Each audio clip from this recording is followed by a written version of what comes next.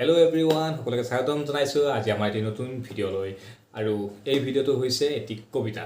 আৰু এই কবিতাটো লিখিছো মই নিজে এই কবিতাটো লিখা হৈছিল আজিৰ পৰা মানে লকডাউনৰ টাইমত আৰু তেতিয়া ফেচবুক এই হোৱাটছআপ এইবোৰৰ লগতে চলি আছিল আপোনাৰ ক্লাব হাউচ আৰু ক্লাব হাউচত তেতিয়া কি আছিল প্ৰতিভা বিকাশৰ কাৰণে কিছুমানে কবিতা গাইছিল কিছুমানে এৰি গৈছিল গান গাইছিল কিবা অন্য ধৰণৰ প্ৰতিভা বিকাশ হৈ আছিল আৰু আমাৰো যি প্ৰতিভা বিকাশৰ ধাৰণা এটা আছিল কবিতা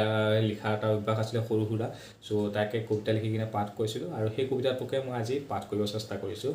আৰু এই কবিতাটো মেইনলি আমাৰ যিটো সাম্প্ৰতিক সময়ৰ ওপৰত লিখা আছিল হয়তো বহুতে ভাল পাব পাৰে বহুতে বেয়া পাব পাৰে কি হৈছে মই নাজানো কিন্তু সেই সময়ত মই যাক শুনাইছিলোঁ মানে যিসকলে শুনিছিলে কবিতাটো ভাল হোৱা বুলি কৈছিলে সো মই আপোনালোকৰ কাৰণে এই কবিতাটো আগবঢ়াব চেষ্টা কৰিছোঁ আপোনালোকে শুনক শুনি কিনে কেনেকুৱা পাইছে জনাবলৈ নিশ্চয় নাপাহৰিব গতিকে আৰু দেৰি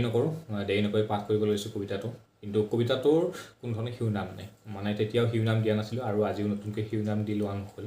গতিকে শিৰোনামবিহীন কবিতাটো আপোনালোকে শুনি কেনেকুৱা পালে জনাবলৈ নাপাহৰিব গতিকে বলক আমি কবিতাটো আৰম্ভ কৰিছোঁ নমস্কাৰ মোৰ দেশৰ জনগণ খবৰ খুটি লাজ দিয়াৰ আৰু মোৰ কোনো অভিপ্ৰায় নাই মই জানো আপোনালোকৰ কুশল বাৰ্তা স্বাধীন দেশৰ পৰাধীন জনগণ কিমান কুশলে থাকিবা মই জানো বৰাক ব্ৰহ্মপুত্ৰ পাহাৰ ভৈয়াম জাতি মাটিৰ ভেটিনি সপোন ৰচা খিলঞ্জীয়া চৰকাৰৰ শোষণত কিমান কুশলে আছা মই জানো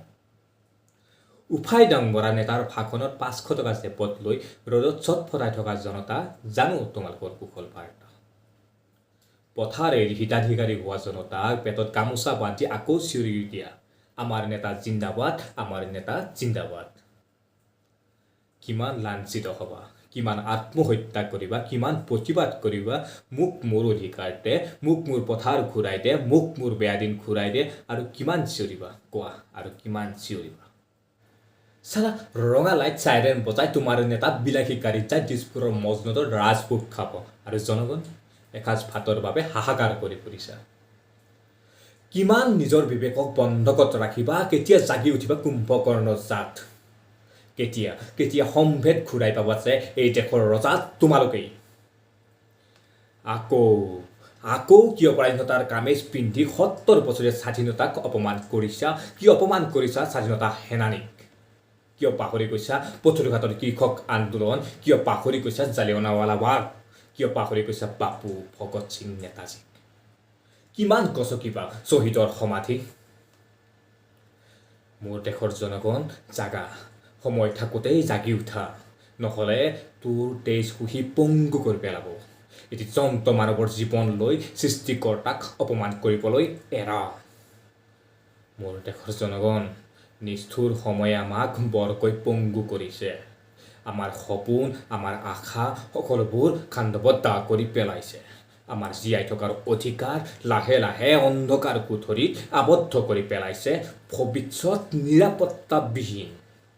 গম্বুজত এতিয়া কাউৰীৰ পৃষ্ঠা কেওফালে কেৱল একোটা ডাষ্টবিন